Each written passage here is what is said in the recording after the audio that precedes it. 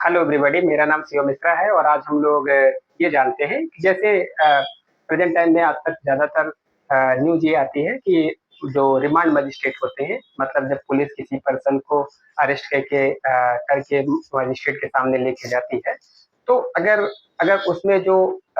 जो प्रॉपर जो arrest memo बनता है, अगर उसके हिसाब से प्रिपेयर नहीं है, मतलब अगर एक्यूज पर्सन को गिरफ्तारी का कारण नहीं बताया गया है, तो मजिस्ट्रेट क्या करते हैं,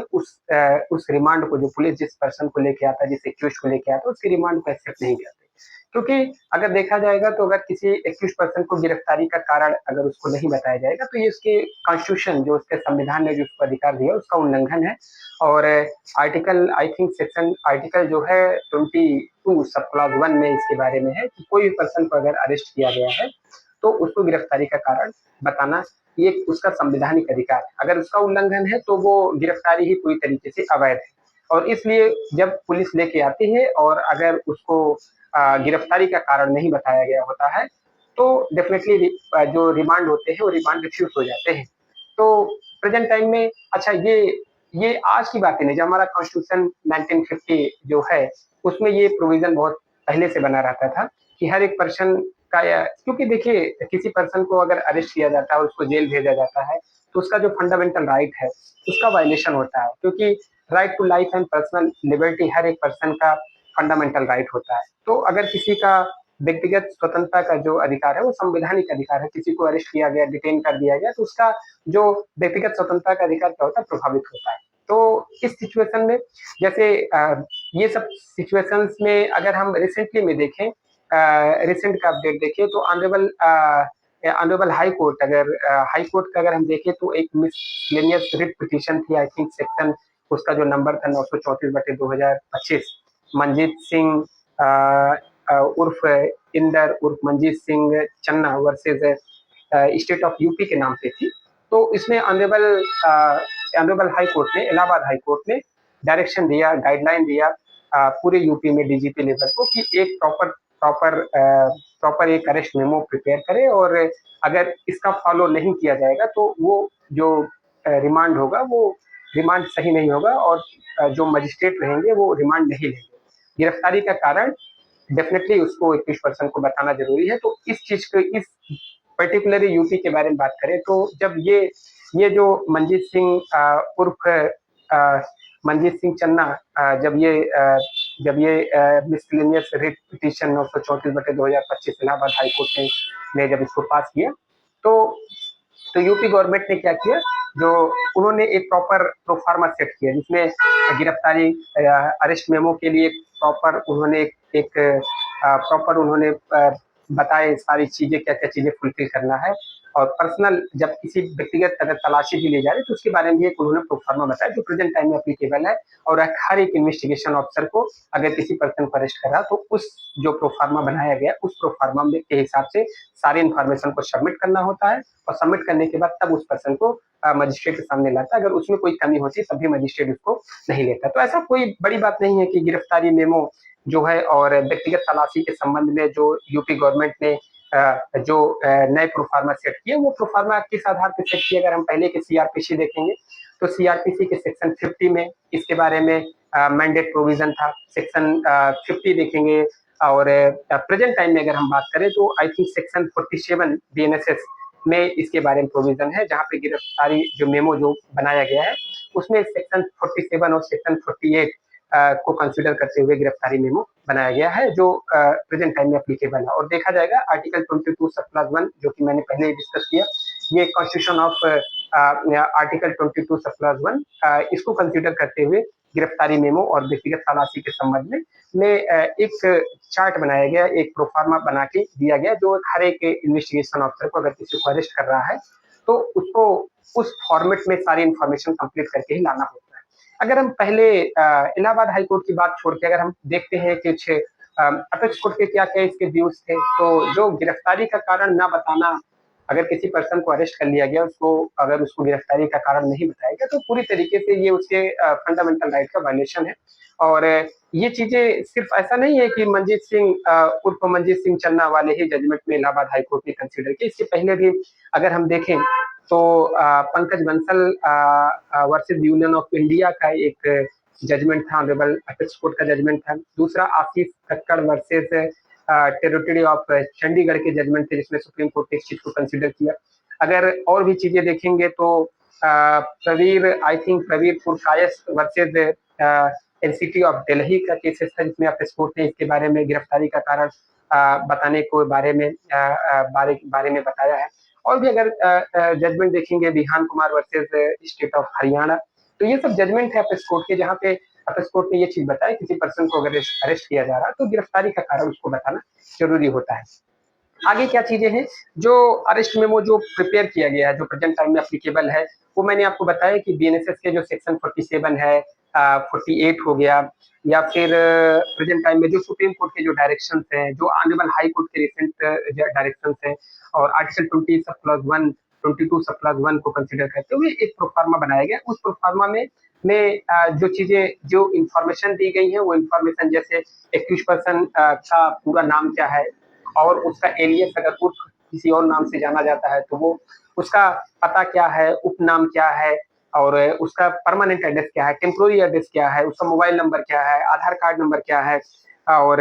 किस क्राइम में वो उसको गिरफ्तार किया जा रहा है, किस सेक्शन में उसको गिरफ्तार किया जा रहा है, उसकी गिरफ्तारी अरेस्ट वाले प्लेस, किस प्लेस पे उसको किया जाए, किस डेट पे उसको अरेस्ट किया गया, किस टाइम पे उसको अरेस्ट किया गया है, और गिरफ्तार जो पर्सन अरेस्ट कर रहा है उस पुलिस ऑफिसर का क्या नाम है, उसका रैंक क्या है, उसको उसका पीएनआर नंबर क्या है, पीएनओ नंबर उसका क्या है, और गिरफ्तार जो अगर पुलिस ने किया तो उसके किस रिलेटिव को उन्होंने इन्फॉर्मेशन दिया, तो ये सारी चीजें उसको किस इन्फॉर्मेशन, किस मीडियम से दिया, ईमेल से दिया, टेलीफोन से दिया, इन सारी चीजों का विवरण उसमें भरना होता है। आगे भी और भी ढेर सारी चीजें हैं, जैसे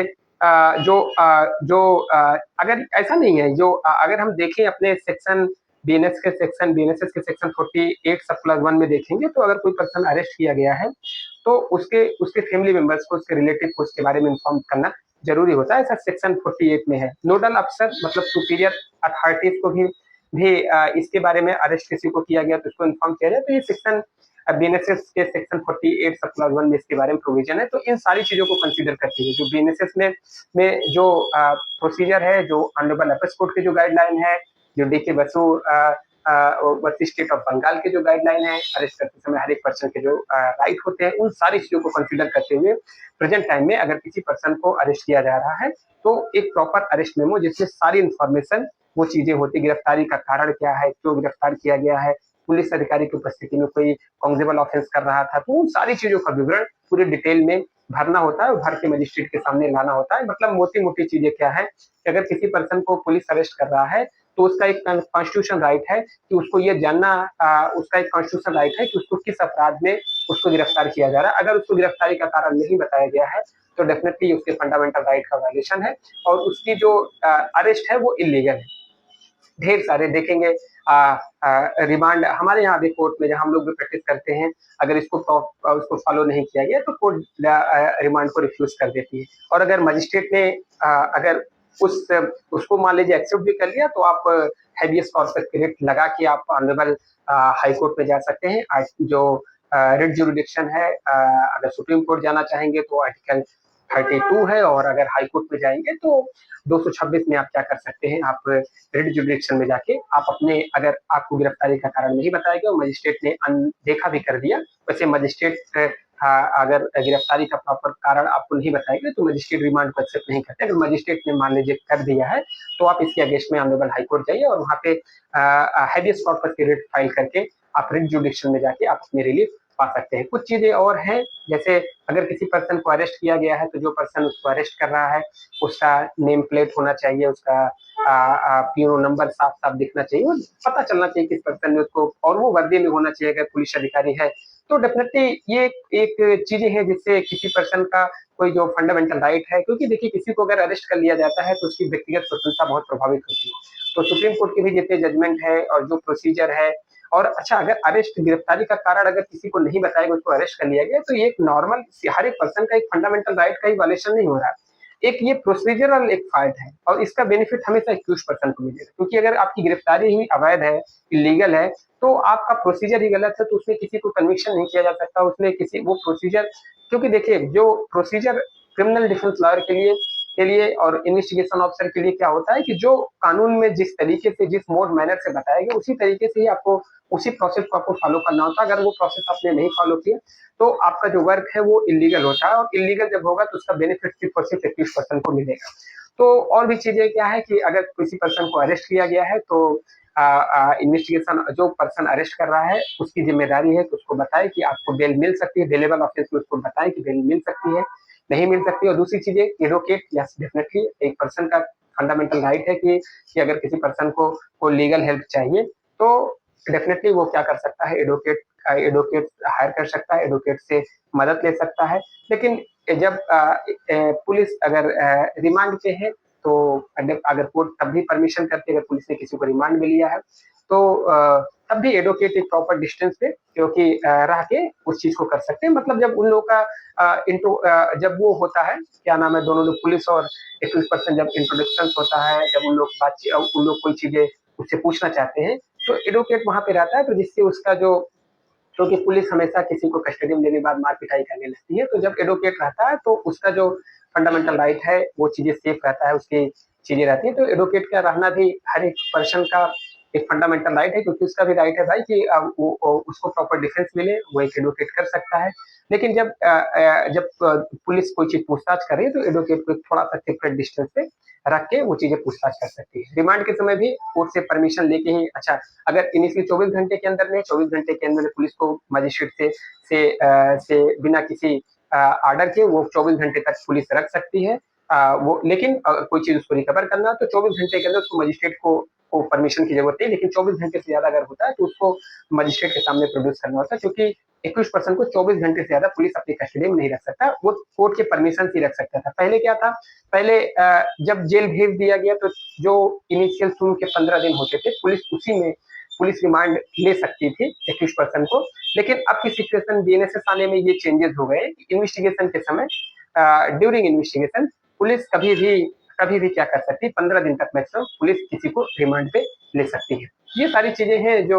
गिरफ्तारी के कारण हर एक पर्सन के फंडामेंटल राइट और जो पर्सन अरेस्ट हो रहा है उसके जो कॉन्स्टिट्यूशन राइट है, इन सारी चीजों को कवर करता है।